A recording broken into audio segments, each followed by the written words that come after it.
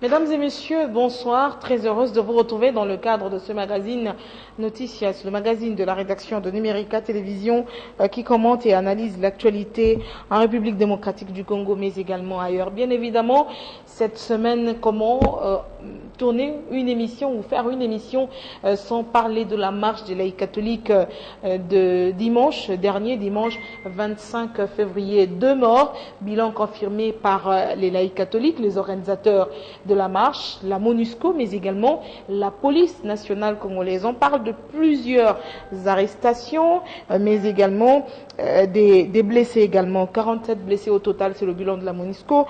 Plus de 100 arrestations. Un mort à Kinshasa, un mort également à l'Équateur, à Mbandaka. Et pour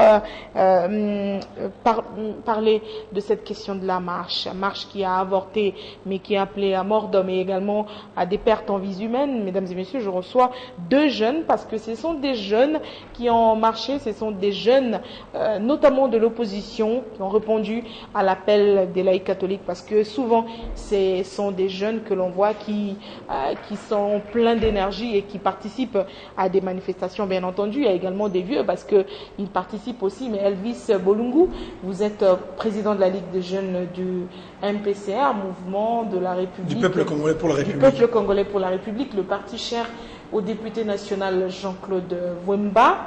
Bonjour, bonsoir. Bonsoir Madame Rachel. Merci de répondre à notre invitation et avec lui pour co-débattre avec Elvis Bolungu, Maître Kizito Nkoy, il est communicateur du PPRD. Bonsoir Maître. Bonsoir Madame. Merci de répondre donc à notre invitation. Marche des laïcs catholiques, on en parle parce que c'est l'actualité, encore des morts des trop, on va dire, parce qu'un seul Congolais qui meurt, c'est un sang versé de trop, au-delà de nos compatriotes qui sont morts à Goma, par exemple, dans cette partie du territoire national, territoire congolais.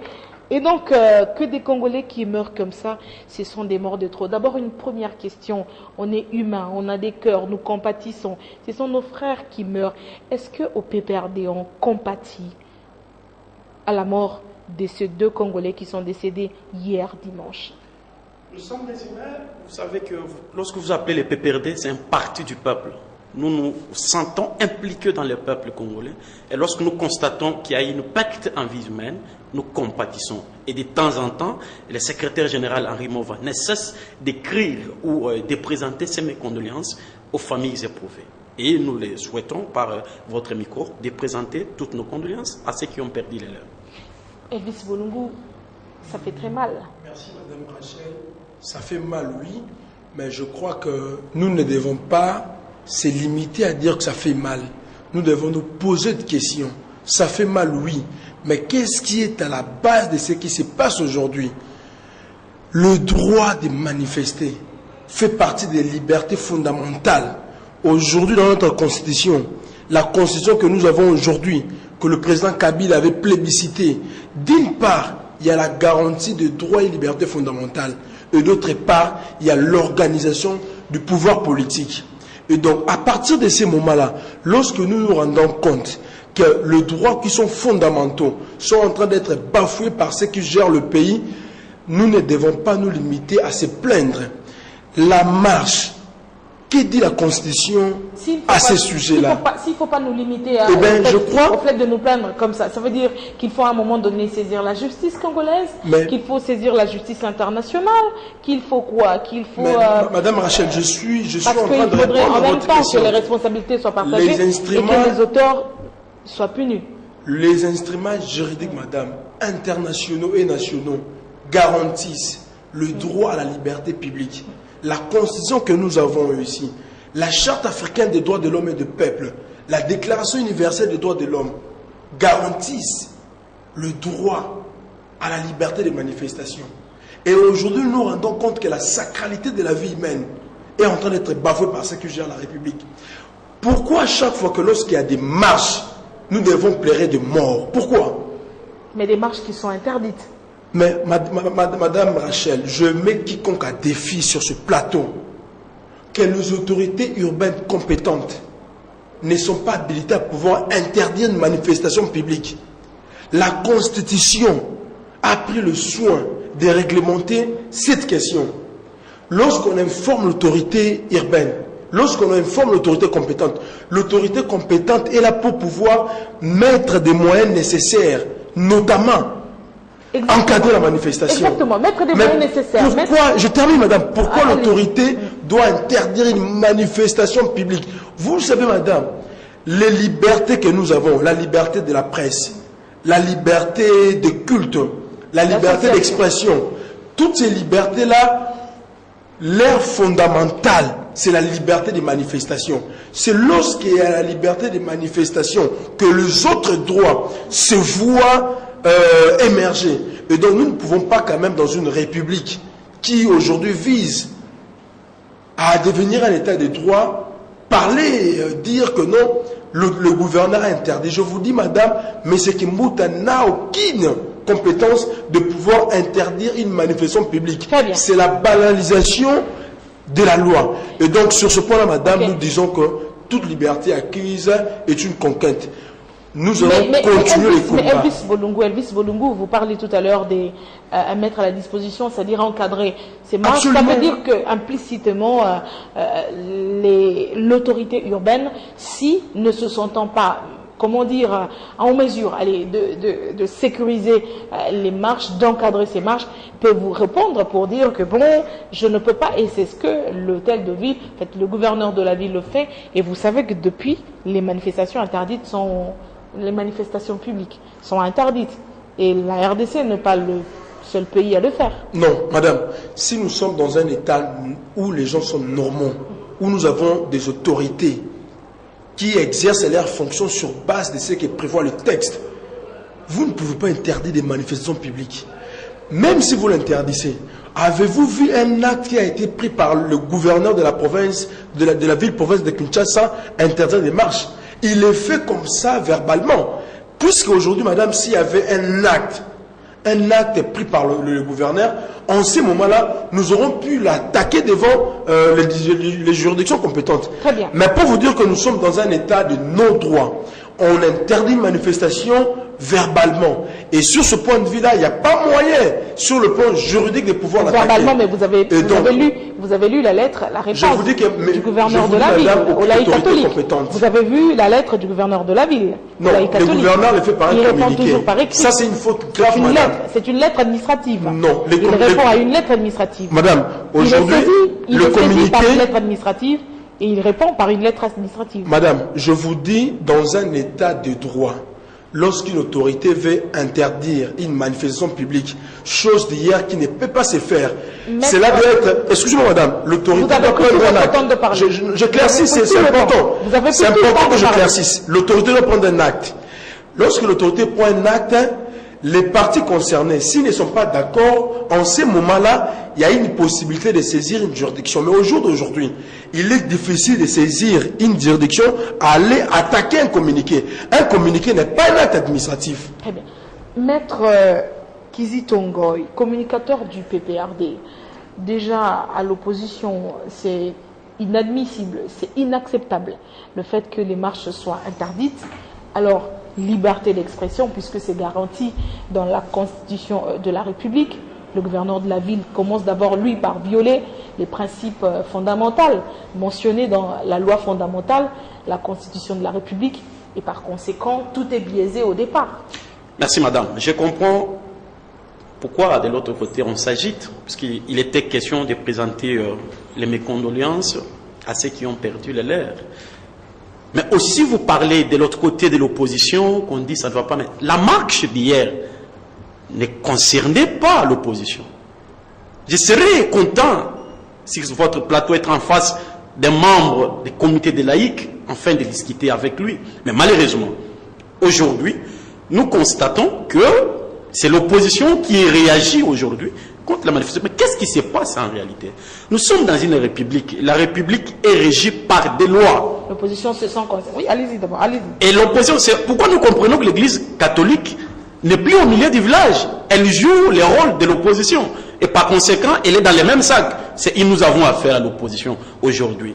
C'est ce que venait de dire mon co-débatteur. Mais la République démocratique du Congo, en son article 26, dernier alinéa, qui autorise les manifestations publiques dit ceci, car ce qui concerne les mesures d'application devrait être régi par une loi particulière. Vous voyez? Mais nous nous retrouvons aujourd'hui là, madame, jusqu'en face de nous. Nous avons un décret de 1999 qui existe, alors que la Constitution est de 2006. Et donc là, nous voyons qu'il y a une loi inconstitutionnelle qui existe, qui est en face. Cette loi consacre les régimes d'autorisation. Mais tant qu'elle n'est pas encore modifiée, elle est d'application. Voilà, puisque, s'il vous plaît, puisque la loi particulière qui existe, les décrets de 1999, consacre les régimes d'autorisation. Alors nous avons une constitution qui consacre les régimes d'information. Que fait nos députés nationaux à l'Assemblée nationale? La loi, c'est ça. Rien du tout. C'est les journalistes qui posent des questions. Allez-y, ne vous perdez pas, on vous écoute. Et ce qui fait que les députés nationaux jusqu'à aujourd'hui, ils ne nous ont jamais présenté cette loi qui consacre les réunions publiques et manifestations publiques. Vous allez voir, lorsque la dernière sortie médiatique du président de la République, lors de sa conférence de presse, il en a fait mention. Jusqu'à tel point, il a demandé, avec toute son énergie, à cette rentrée parlementaire du mois de mars, à ce que les députés nationaux se mettent au travail pour que cet instrument juridique il soit donné. C'est quoi l'importance de cet instrument? C'est que la loi détermine les mesures d'application. Comment on peut organiser une manifestation et une réunion publique. Mais dans le cas en espèce, nous voyons les communiqués qui est lancé par les comités des laïcs, invitant les peuples congolais, même pas les peuples, les chrétiens catholiques, à des manifestations. On ne sait même pas les motifs, les mobiles, l'objectif poursuivi par celle-ci. Mais les comités de sécurité provinciale qui les invitent, venez, nous allons discuter ensemble. Mais c'est de coutume. Regardez bien dans le parcours, dans le parcours historique de notre pays, il y a toujours eu des marches, il y a toujours eu des manifestations que les autorités provinciales encadrent et on arrive au bout. Mais ces derniers ne se présentent pas. C'est comme qu'ils diraient que ce sont des êtres fictifs qui n'existent pas. Et donc nous comprenons, l'objectif qui est poursuivi, c'est de mettre ces pays dans le chaos. Parce que c'est un piège aussi. Non. On a entendu que certains seraient poursuivis. Et donc, prudence oblige. Non. Qui est poursuivi? Puisqu'ils signent, nous voyons d'ailleurs, nous voyons tous les autres. Ils signent. Ils sont à Kinshasa. Sauf aller devant les autorités. En clandestinité. En clandestinité. Parce qu'ils sont recherchés. Qui les cherche? Je n'ai jamais entendu qu'ils sont recherchés. Je n'ai jamais vu un mandat d'amener, ni une convocation au niveau du parquet invitant quiconque d'aller se présenter devant un magistrat. Le Kandolo a accordé des interviews il y a quelques semaines. Et voilà, c'est l'église. Je suis désolé de constater que les leaders de l'église catholique, ceux qui sont appelés à nous prêcher l'évangile, à nous prêcher le royaume des cieux, ce sont eux qui jouent les rôles que l'opposition devrait jouer. C'est ça la honte qu'il y a aujourd'hui. Lorsque vous voyez l'IDPS, par le biais de son secrétaire général, Jean-Marie Kaboun, dire à haute voix que c'est une opération de 50-50. Tu vois, l'opposition qui est là, qui mobilise ces gens, et l'église qui accorde l'espace. Ça ne s'est jamais fait dans l'histoire politique du monde. Seulement la République démocratique du Congo. Mais ici, il est question de relever. L'église n'a pas joué ce rôle aujourd'hui.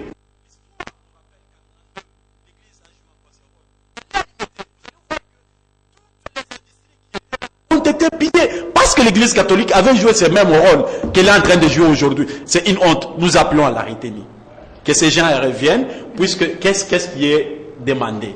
On demande l'organisation des élections, madame.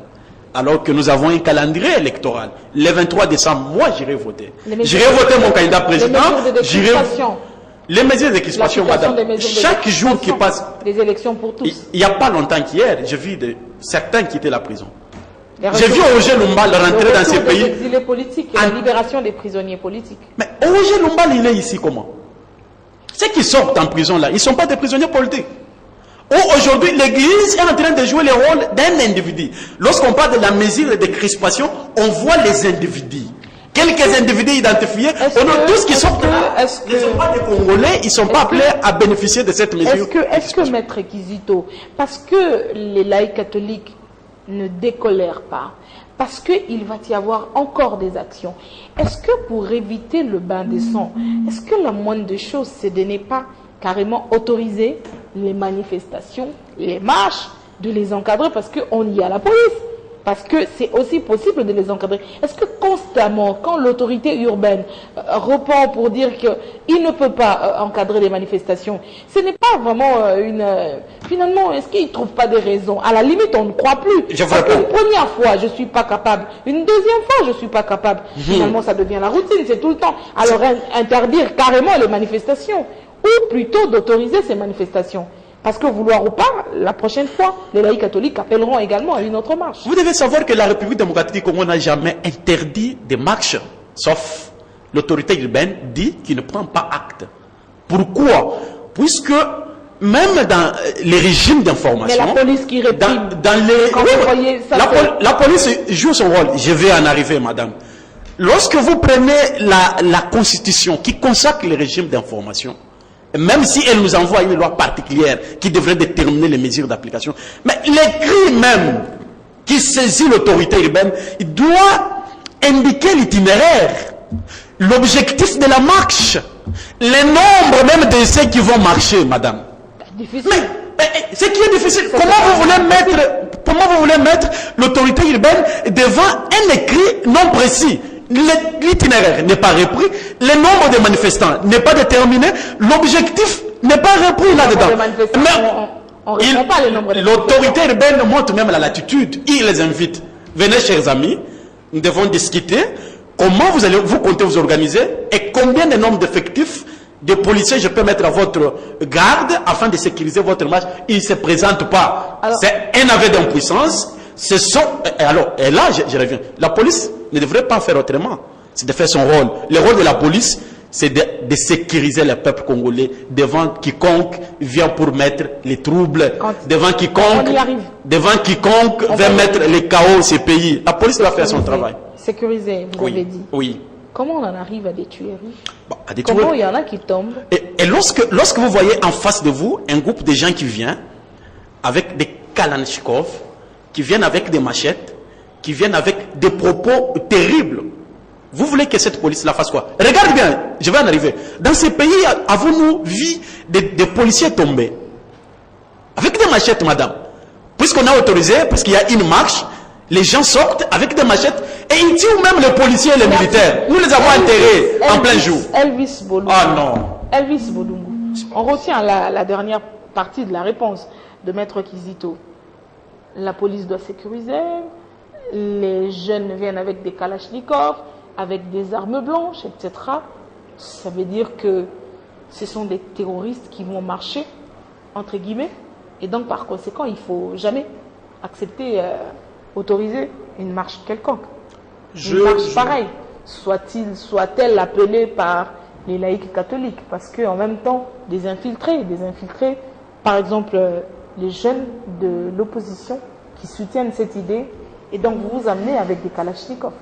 Peut-être pas vous personnellement. Je ouïs dire, madame, que mon co-débatteur était avocat, mais je sens plutôt de l'agitation de sa part et la méconnaissance de règles fondamentaux. Vous parlez du décret-loi qui consacre le régime d'autorisation.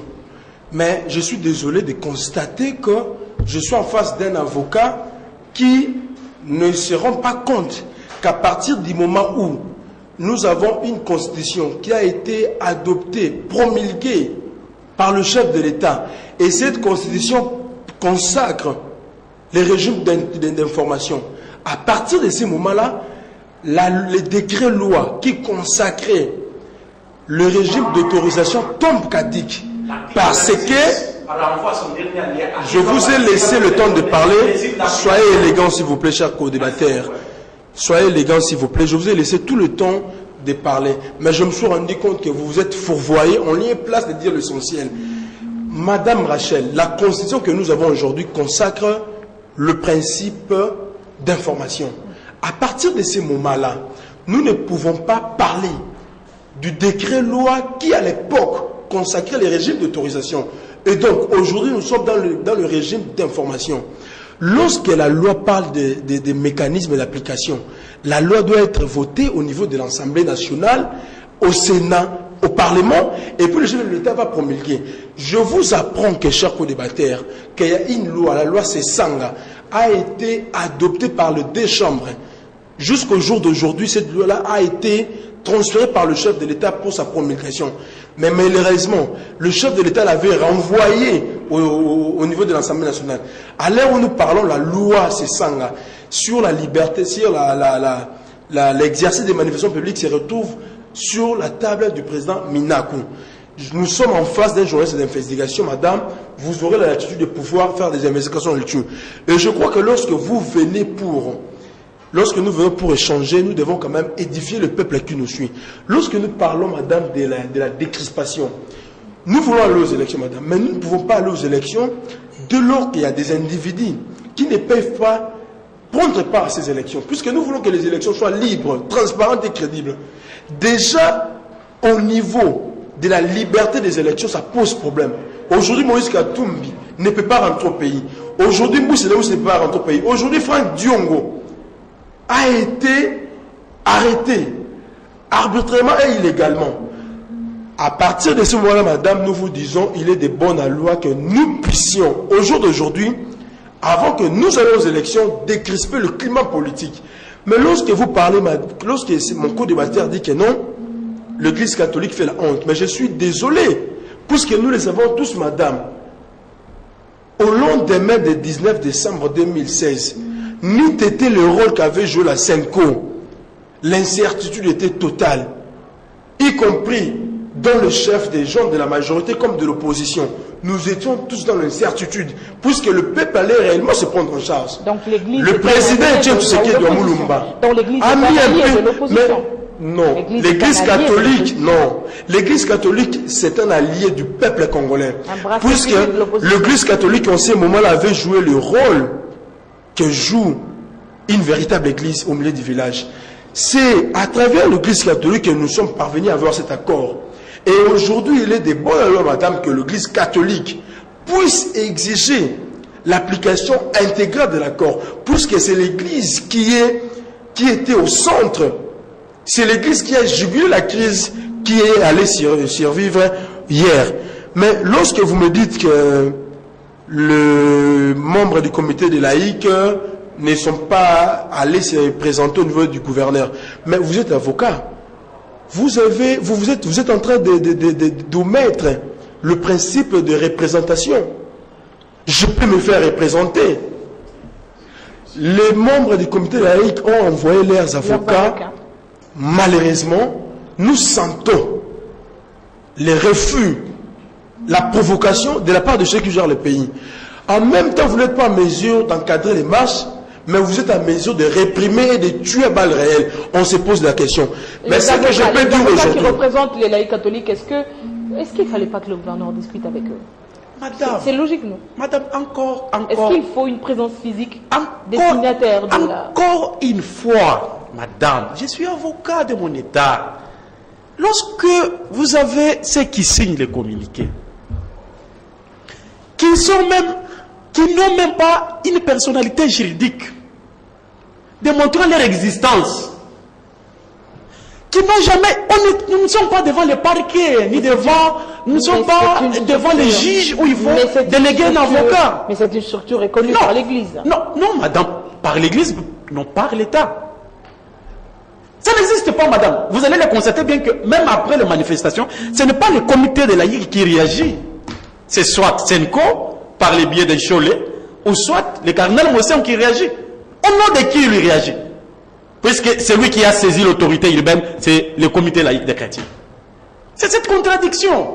Est-ce qu'il fallait envoyer un avocat pour déterminer l'itinéraire, pour déterminer le nombre de manifestants, pour déterminer même l'objectif de marche? Mais d'emblée, madame, je vous informe, s'il parle de la tenue des élections, s'il parle de la décrispation, mais ces choses sont en train d'être faites, qui ne connaît pas? Même un bébé de 2 mois connaît qu'aujourd'hui on a sorti les prisonniers politiques. Même un bébé de 2 mois connaît que nous avons aujourd'hui le calendrier électoral et que le 23 décembre, nous allons aller aux élections. Et les cas emblématiques? Les cas emblématiques. Madame, quand vous prenez l'accord, j'ai comme l'impression que mon ami n'a pas lu l'accord. Pourquoi Senko n'a pas délégué son membre au comité national de suivi de l'accord? Ils se sont rétractés. Pourquoi? Puisqu'on a demandé, c'est Senko qui devrait jouer ce rôle. Mais on a encore dit quoi? Dans toutes ces sorties médiatiques, il dit c'est le travail qu'il est en train de battre tous les jours.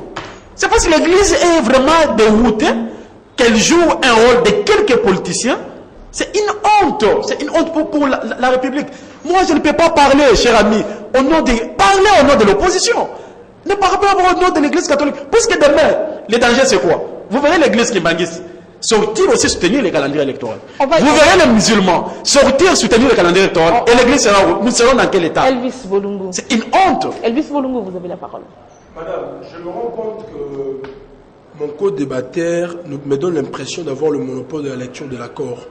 Mais malheureusement, en vous entendre parler, vous n'êtes pas en mesure de dire clairement ce que l'accord stipule dans certains de ces articles. Non, vous ne réagissez ça, pas. C'est la première des choses. La deuxième des choses, je suis confus à la fois et désolé quand vous êtes en train de faire, non seulement l'amalgame, mais je sens que vous êtes en train de mélanger les choses. Tantôt vous parlez de la personnalité juridique, tantôt vous parlez des avocats. Je comprends plus que rien. Mais à ce que je sache, madame, les membres du comité laïque se sont fait représenter par leurs avocats pour qu'effectivement leurs avocats arrivent à discuter avec le gouvernorat ou le gouverneur pour que nous puissions avoir des conclusions adéquates. Mais malheureusement, nous sommes dans un régime où à chaque jour qui passe, on multiplie de stratagèmes pour enfoncer les gens dans le trou. Je ne suis pas là. Ce qui est d'une importance capitale au jour d'aujourd'hui, nous devons le dire à haute voix, que le gouvernorat ou le gouverneur de la ville, province de Kinshasa, n'a pas la compétence de pouvoir interdire une manifestation. Puisque la compétence qu'il a, c'est une compétence qui est liée à la Constitution. Et cette Constitution consacre le principe d'information. Lorsque nous vous informons, il vous appartient de mettre des mécanismes pour pouvoir encadrer la marche. Madame, vous savez, les gens qui meurent, si nous étions dans un état sérieux, il devrait y avoir des enquêtes. Il devrait y avoir des gens qui devraient être poursuivis. Vous savez qu'il y a une enquête initiée par le ministère des Droits Humains. Oui, le ministre des Droits Humains est en train de faire d'amalgame pour pouvoir distraire l'opinion. Je crois que vous avez eu à lire le rapport les différents rapports faits par les organismes de promotion des droits de l'homme. Il relève de ces rapports que à chaque moment où il y a des manifestations publiques, il y a des graves violations de droits de l'homme. Et madame, nous en tant que combattants de la liberté, nous ne pouvons pas rester silencieux face à des histoires pareilles. Mais nous n'obsons cela, madame. Il est important de dire que nous sommes dans un pays où la justice, l'appareil judiciaire, est tripatoué, est commandé par ceux qui gèrent le pays. Mais comment voulez-vous accepter qu'un ministre de la Justice, qui doit porter la politique judiciaire au niveau du gouvernement, puisse faire des déclarations selon lesquelles, si vous attendrez Jean-Pierre, vous attendrez pour longtemps, Moïse Katoumine, Franck Dion, mais pourquoi ça? Ça montre effectivement que nous sommes dans un état où le texte ne sont pas respectés, mais il y a des individus qui pensent être le plus fort et qui croient être au-dessus de la loi. Mais notre combat, madame, reste le même. Nous allons militer jusqu'à ce que l'alternance pacifique aura le jour. Nous ne sommes pas comme les jeunes du PPRD qui, au grand jour, se permettent d'aller profaner l'église, le corps du Christ, madame. Vous en savez peut-être plus que moi, madame, que la Convention de Genève considère aujourd'hui l'église comme un lieu de refuge. Mais aujourd'hui, nous voyons certains jeunes recrutés par la milice du PPRD aller profaner l'église, madame. Donc on se pose des questions. Mais je voudrais ici dire, madame, ce que l'église catholique est en train de faire, madame, cela entre dans la mission ou dans la mission de l'église. L'église a la mission de dire la vérité. Et l'église a la mission, lorsque certaines choses ne passent pas comme nous le souhaitons dans le pays, l'église doit dire la vérité. Et à cela ne tienne, madame, je voudrais ici saluer la bravoure des évêques de la Senco, mais également de son éminence, l'archevêque métropolitain Laurent Mosengo, le cardinal. Parce que nous nous rendons effectivement compte, madame, nous sommes en face des gens qui veulent prendre tout un pays en otage. Chose que nous n'accepterons jamais, madame. C'est pourquoi nous, les jeunes de l'opposition, nous, le peuple congolais, nous allons toujours et encore toujours, madame, soutenir les initiatives qui seront prises dans le chef du comité des laïcs. Ça veut dire que demain, si on appelle encore à une autre marche, vous mobiliserez. Absolument, madame. Participer. Absolument, madame, puisque... Vous marchez finalement pourquoi, Elvis Bolungu? Nous sommes en train de marcher, madame, pour que l'accord soit appliqué d'une manière intégrale. Aujourd'hui, certains parlent de la décrispation, madame. C'est une décrispation sélective, madame. Il n'appartient pas, madame, au régime en place de pouvoir sélectionner les gens qui doivent être libérés, les gens qui doivent être rentrés de l'exil. L'accord a été clair là-dessus, madame. Vous savez que les gens qui doivent être libérés, Elvis Bolungu, ça ne se fait pas en un jour. On ne va pas libérer 600 prisonniers le même jour. Nous sommes... Cas par cas, il y a une commission qui est mise en place au ministère de la Justice pour examiner les cas de ceux qui sont arrêtés. Ils ne sont pas moins congolais que les cas emblématiques. C'est pas ce que je dis. Nous sommes à quelques mois de dépôt de candidature.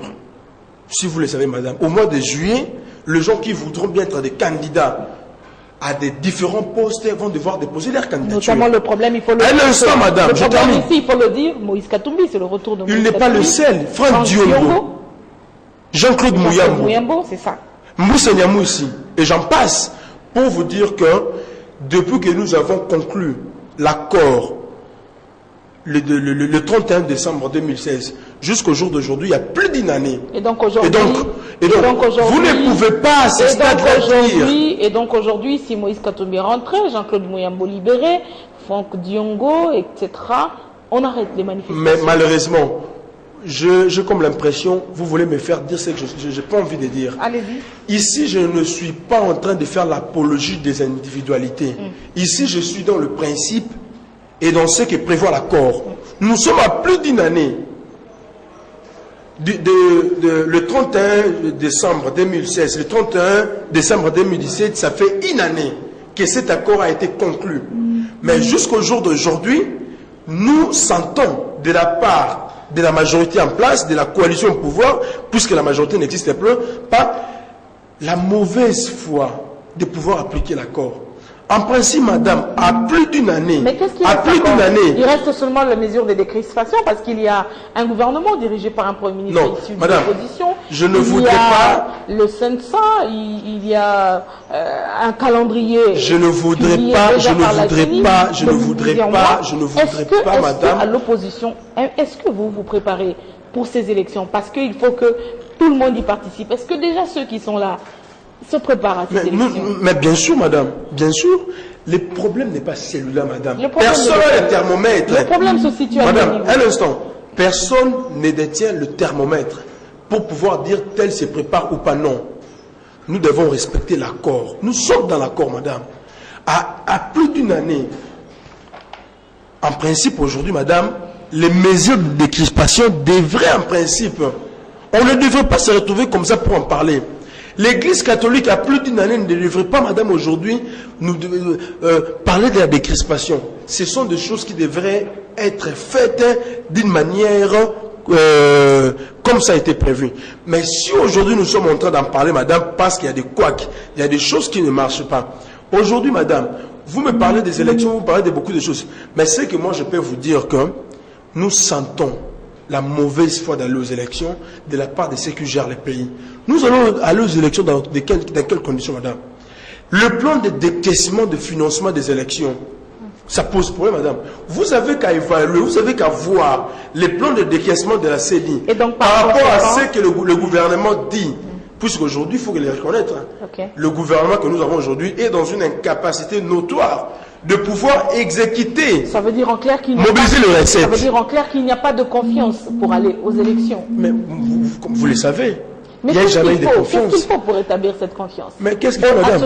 À ce jour, nous devons appliquer l'accord.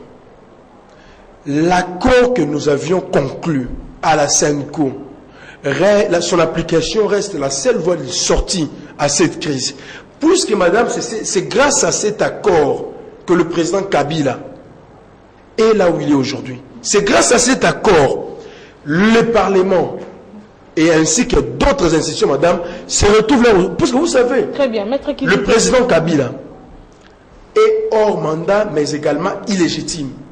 C'est cet accord qui lui octroie la légitimité et une certaine légalité. Maître Kizito, aller aux élections, vous appuyez sur le calendrier publié par la CENI, en même temps à l'opposition. Mais d'abord, une question qui allait m'échapper. On a vu le PPRD, vous fustigez le comportement des laïcs catholiques, le fait que les laïcs, cette structure de l'Église catholique n'est pas reconnue par la loi, mais en même temps, la Ligue des jeunes du PPRD veut souscrire aussi à l'appel des laïcs catholiques. Samedi, vous avez vu qu'une partie de la jeunesse, une délégation des jeunes du PPRD, les bérets rouges, qui ont envahi la cathédrale Notre-Dame du Congo, la nuit debout, mais bon, après, ils ont été contraints de quitter les lieux parce que la police est arrivée. Après, bon, on prendra part à toutes les manifestations organisées par les laïcs catholiques et participer à les messes. Merci madame. Je commence d'abord par répondre à votre question et puis je vais revenir sur ce qui a été dit. Je vous en prie. Vous avez vu secte légère du PPRD aller pour participer à la messe. Ils sont du PPRD. D'abord le samedi pour veiller. Ils sont du PPRD, certes, mais au départ, ils sont chrétiens catholiques, madame. Mais il fallait aller veiller.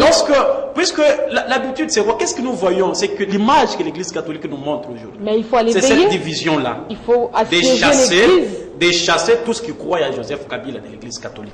Si tu es catholique et que tu crois à Joseph Kabila, mais la messe c'est à 6 tu heures ne peux dimanche. plus faire partie de l'Église catholique. Mais la messe c'est à 6 heures dimanche. La messe, c'est pas samedi à 19h ou à 16h. Il y en a peut-être qui habitent loin. Il y en a peut-être qui ont un problème peut-être d'embouteillage, qui se sont dit, nous devons être là à temps. Puisque moi, j'ai vu des gens, j'ai vu Papi Pungu, le président des jeunes leaders, qui a mobilisé sa troupe. Lui-même est catholique et convaincant. Il dit, venez, nous devons aller aussi prier ensemble et répondre. Est-ce que c'était logique? Si vraiment. Est-ce que c'était logique, cette action? Pourquoi ne pas répondre à l'appel de l'Église? Vous êtes avocat. Oui. Et pourquoi ne pas répondre à l'appel de l'Église catholique? La messe a été appelée dimanche après la messe. Oui. La marche. La marche a été appelée dimanche. Les jeunes du PPRD sont allés à la cathédrale samedi, en fin d'après-midi. Ils ont préféré être là pour occuper les premières places. Mais après, comment ils sont, c'est une stratégie. Comment ils sont partis de là? À l'église, madame, si vous ne savez pas. Comment ils sont partis de là sans avoir occupé ces premières places? Si vous ne savez pas, madame, il y en a qui quittent tôt, ou soit la nuit et le soir pour aller dormir à l'église. Mais ils auraient dû rester. Pourquoi ils sont partis? L'église catholique regorge quand même un bon nombre. Il y en a qui manquent de la place et qui sont à l'extérieur. Ils auraient dû rester. Pourquoi ils sont partis? Ils sont partis pour répondre puisqu'ils sont catholiques. Moi, je ne suis pas catholique, je n'y étais pas. Je suis resté chez moi. Mais vous êtes du PPRD. Je suis du PPRD, mais je ne suis pas catholique. Vous êtes communicateur. Oui, je suis communicateur. Je ne devrais pas y aller, vous n'étais pas invité. J'étais parti dans mon église, j'ai prié. Est-ce que c'était une action synchronisée? Puisque moi, je suis de l'église de réveil, là où il y a le Saint-Esprit. Est-ce que tous les membres du PPRD ou la jeunesse du PPRD s'inscrit dans cette logique? Est-ce que toute la ligue de jeunes du PPRD a souscrit à la démarche de jeunes leaders? Non, toute la ligue n'a pas souscrit à cette démarche. Puis si toute la ligue avait souscrit, moi aussi, je devrais être là. Je ne devrais pas être à l'église catholique où il n'y a pas le Saint-Esprit, madame. Il y a un problème de synchronisation. Le Saint-Esprit qui nous inspire, le royaume des cieux. C'est ailleurs, c'est dans l'église de réveil, c'est là que j'étais moi. J'ai prié dimanche, le Saint-Esprit nous a parlé, on nous a prophétisé sur le bonheur de ce pays. Ne rentrons pas dans ce débat d'église. Et non, ceux qui veulent voir le sang. L'église de sommeil et l'église de debout et l'église, voilà, parce que il y a beaucoup à dire également. Oui, c'est là où il y a la vie. Dans ce débat-là. Je reviens, madame. J'ai entendu que c'est là où il y a la vie. Oui, à l'église de réveil, non à l'église catholique. Parce qu'aujourd'hui, c'est un aveu d'impuissance. Vous verrez les gens qui sont en mode de positionnement, puisqu'ils ont peut-être touché des cagnottes de quelques individus. Ils parlent. Bon, je reviens. On ne rentre pas dans ce débat. Oui, je reviens. Il a parlé de Moïse qui est en exil. Mais, madame, nous avons vu tous Moïse quitter ces pays avec autorisation. Moïse a estimé qu'il était empoisonné. Il a même fait une tautologie grave, qu'il a été piqué par une piqûre. Vous l'avez entendu? Ça venait de lui. Et qu'il est parti se faire soigner. Il faut faire tout un plat. Afin de revenir au pays. Est-ce que Moïse est déjà rentré dans ce pays où on l'a brutalisé? C'est cela. Lorsqu'on n'est pas appelé à diriger la République, il faut se taire. Il faut aller faire les commerces. Moïse a grandi en faisant les commerces. C'est là qu'il a gagné l'argent. Il devrait continuer à faire les commerces et faire vivre une vie heureuse. Et non pas venir en politique. On fait la politique lorsqu'on a la vocation. C'est pourquoi nous estimons aujourd'hui que... Vous en connaissez combien qui sont grands politiciens aujourd'hui qui ont fait les sciences politiques? Ils sont nombreux, madame. Tous? Ils sont nombreux. Il y a des exceptions. Ils sont nombreux. Moïse fait partie des exceptions, peut-être. Non, ce sont des gens qui ne devraient pas faire la politique. Pourquoi je l'ai dit? un acteur politique de son rang qui sait qu'il est appelé à montrer l'exemple à un bon nombre de gens. Ce n'est pas Moïse qui devrait fuir. Un jugement soit-il. Parlons, disons les choses vraies. Même si la prison l'attend, ce n'est pas Moïse qui devrait fuir la prison.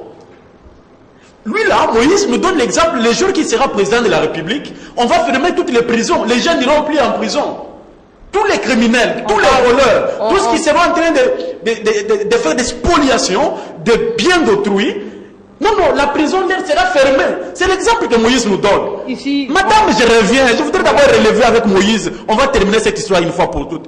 Moïse, il est reproché pour des faits de spoliation avec un monsieur connu. Elvis Bolungu vous a bien dit qu'il n'était pas dans les débats des personnes, c'était dans l'ensemble, que tous les prisonniers politiques devaient être libérés. Il fait partie. Il fait partie. Et son cas emblématique. Alors il faut parler. Son cas emblématique a été accordé à la Senco. Demandez aujourd'hui, puisqu'une délégation officielle a quitté de Senco, il est allé à Lubumbashi pour voir Stopis et étudier les cas. Et ils sont rentrés, ils n'ont jamais donné les rapports. Mais je vous donne les faits. Le monsieur signe et persiste. Je suis un avocat, je sais comment même l'arrangement particulier s'est fait. Lorsque vous rencontrez le monsieur, vous discutez, il vous dit, vous devez me payer, me dédommager et je vais retirer la plainte. Imaginez aujourd'hui que Stopis s'est retiré la plainte. Qui va poursuivre Moïse? Puisque c'est une affaire de parti. Moïse n'a jamais été poursuivi par la République. On va terminer petit à petit cet entretien. Merci. Je reviens. Le gouverneur n'a jamais interdit les marches. On a dépassé ça. On a passé ça. On a déjà évoqué. On a déjà parlé de cette question. Mais Maître Kizito, est-ce que aujourd'hui... Attends, madame, je reviens puisqu'il a dit que c'est cet accord qui fait que Joseph Kabila soit encore là. Encore une fois, je voudrais dire que le président de la République n'est pas là jusqu'à ce soir grâce à l'accord. C'est faux. Le président de la République est là puisque la Constitution lui demande d'être là. Merci. Ça doit être... Que veut le peuple congolais aujourd'hui, Maître Kizito? Le peuple congolais aujourd'hui veut les élections. Quand ces élections? Le 23 décembre 2018. On demande à toute la classe politique. Moi, mon parti du avec peuple... la machine à voter? Oui, là encore, il faut dissiper quand même certaines choses. Je ne sais pas, moi, le vendredi chez nous, puisque c'est de routine, hein, le café politique de ce vendredi a été consacré sur la machine à voter. On a invité les agents de la CENI avec la machine pour nous expliquer clairement comment on va fonctionner. Madame, laissez-moi vous dire que j'ai été surpris le vendredi de constater, même l'appellation des machines à voter là n'équivaut pas. Tout simplement, la machine a voulu régler un problème des bulletins de vote. On n'aura plus le temps d'aller payer ou louer des avions pour transporter les bulletins de vote.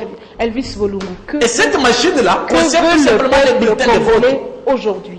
Parce qu'il faudra prendre des mesures. On dit gouverner, c'est prévoir. Ça veut dire qu'il faut savoir ce que veut le peuple et en même temps répondre efficacement à la demande de l'ensemble du peuple congolais. Que veulent les peuples congolais aujourd'hui?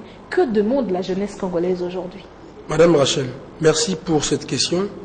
Mais je voudrais souligner que prochainement, quand vous aurez à m'inviter, faites un effort de faire en sorte que je sois en face des gens consciencieux, des gens qui ne débattent pas sur base des individus, sur base des personnes, mais les gens qui seront à même de pouvoir discuter autour des idées. Puisque je pense qu'on pourra construire cette nation avec des idées et on a avec les individus. Madame, lorsque mon co-débatteur dit personne X ne doit pas faire la politique, mais je me rends compte que vous avez passé 16 ans au pouvoir. Vous n'avez rien fait pour ce peuple. Après avoir géré les pays pendant plus de 16 ans, les pays aujourd'hui se retrouvent au bord de l'implosion. Aujourd'hui, le Congo se retrouve là où Laurent Désiré Kabila l'avait laissé en 2001. On se rend compte effectivement, le passage du président Kabila au sommet de l'État, on le considère, on le conçoit comme si le chef de l'État était, il passait juste pour faire du tourisme. Que veut le peuple congolais? Le peuple congolais veut l'eau, l'électricité, le pain, le soin de santé.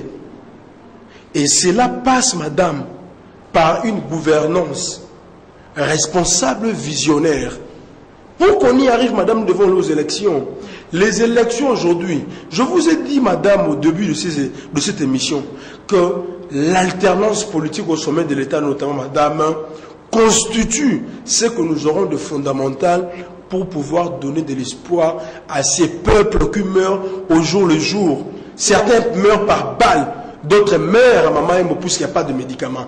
Et donc, madame, nous devons aller aux élections, mais pas n'importe quelle élection. Nous devons aller à des élections transparentes, libres, pour faire en sorte que ceux qui veulent bien être des candidats puissent y participer.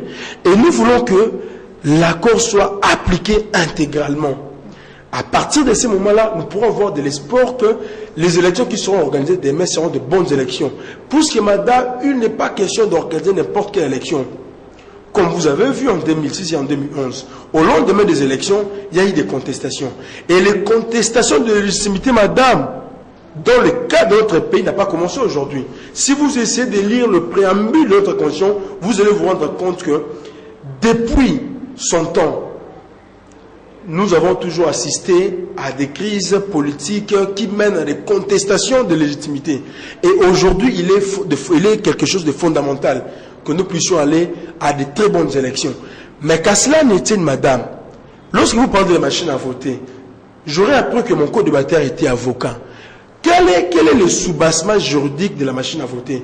Puisque je lis la loi électorale, je n'ai pas vu une seule disposition qui consacre l'utilisation des machines à voter. Mon co-débatteur me dit que non, cette machine permet juste de l'imprimer. Non. Au-delà de l'imprimerie, la machine à voter aura la mission de faire non seulement des impressions, mais aussi, comme j'apprends par les gens de la CENI, que la machine va devoir faire imprimer le bulletin de vote. Il y a quelque chose de fondamental. Non, les PV plutôt, les PV. Il faut introduire le bulletin. Non, imprimer les PV. Et puis ensuite, imprimer les procès verbal. Vous avez la photo de la personne que vous imprimer les procès verbal. Il y a des questions qui se posent. Certains parlent de la certification de la machine à voter. Mais madame, comment voulez-vous nous amener à certifier? Est-ce que dans ce cas, pour finalement arriver à comprendre le contour de cette machine à voter, il ne faut pas l'expérimenter? Parce que la CENI maintenant est en phase de l'explication. Mais c'est Corneille Nangaa. Mais c'est Corneille Nangaa. Est-ce qu'il ne faudrait-il pas d'abord expérimenter cette machine, puis tirer les conséquences madame, et les conclusions, comme le MLC l'a fait, comme l'UNC l'a fait? Madame Rachel Kissika, nous aurions dit accepter d'expérimenter la machine à voter si ces dernières avaient respecté un certain nombre de questions fondamentales. Vous savez que, madame, la passation de marché public dans le cadre de cette machine à voter a été fait dans le cadre de passation de marché public, madame. L'offre d'appel n'a pas été faite. Je termine, c'est important, madame, c'est important. C'est important pour le peuple qui nous suit, madame. Mais c'est Corneille Nangaa avait dû. Madame, il faut le rappeler. Mais c'est Corneille Nangaa avait dû. Et M. Corneille Nangaa avait nous imposer. Puisque M. Corneille Nangaa a des intérêts pécuniaires derrière les machines à voter. On n'aura pas à désannoncer l'émission parce qu'on est en train de sucer. Je termine, madame, s'il vous plaît. Deux secondes. Vous avez une seconde, je vous en prie. Madame, la machine à voter n'a pas un soubassement juridique. C'est pourquoi nous refutons. Et M. Corneille Nangaa avait dû de gagner un marché dans le cadre de cette machine d'une manière frauduleuse. Et madame, cela ne doit pas nous être imposé. C'est pourquoi nous refutons. Et nous disons à M. Corneille Nangaa qu'il se réserve le droit de se prendre pour celui qui n'a jamais été. Le Congo ne lui appartient pas. C'est votre mot de la fin. Maître Kizito, votre mot de la fin en 2 secondes. On a vraiment terminé cet entretien. Merci, mais vous me donnez le mot de la fin avant de rencontrer tout ce qui non, je n'ai pas le choix. D'abord, je n'ai pas le choix. Vous avez senti que dans son parler, il n'a pas la maîtrise même si ça concerne la machine à voter. Je serais content que votre parti puisse inviter des agents de la CENI avec la machine pour l'expertise. Tel était le cas la semaine passée par le PPRD qui a voulu faire voir à ses militants l'importance de la machine à voter. Vous parlez des régimes de fondement juridique de la machine à voter. En train de retient à partir d'aujourd'hui et que la CENI c'est une institution indépendante. C'est le pouvoir qui lui est reconnu par la Constitution. Et que... Je parle du passeport juridique. C'est ce que je te réponds. Je te réponds. Dites que la CENI n'est pas reconnue par la Constitution. Non, oh merde, vous ne me comprenez pas. Voilà. Je vous demande de me dire dans quelle disposition dans la loi électorale on consacre la machine à voter. Merci beaucoup. Il a été demandé. Dans quelle disposition? Retiens. Il a été demandé dans à la quelle CENI disposition? de voir des dispositions possibles. Vous avez lu la loi électorale? Les coûts des élections. Et que Avez-vous pour y parvenir, il fallait passer par la machine qui devrait nous transporter les bulletins. Vous n'êtes pas la machine qui vote, c'est les candidats, les électeurs qui seront là pour autorités. Maître Kizito, merci beaucoup. Merci Elvis Bolungu. Merci madame. On a terminé. Bien que mon co-débatteur a été dans l'incapacité de me démontrer quelle est la disposition de la loi électorale qui consacre la machine à voter. Merci à Théodore Chitolé, Eric Ndongala, Fiston Panzou à la régie. C'est donc lui qui va couper cette émission. Madame Bienvenue Babois, on est vraiment désolé parce que quand on est en face de vous, de jeunes, ma foi, oh là là, à la semaine prochaine avec 2 autres invités. Bonsoir chez vous.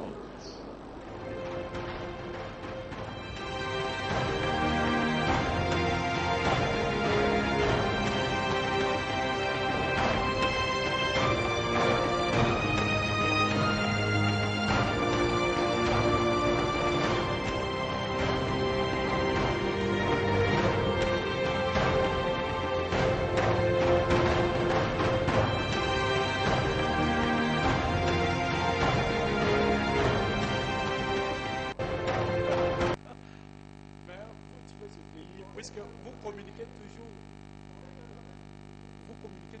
les mensonges.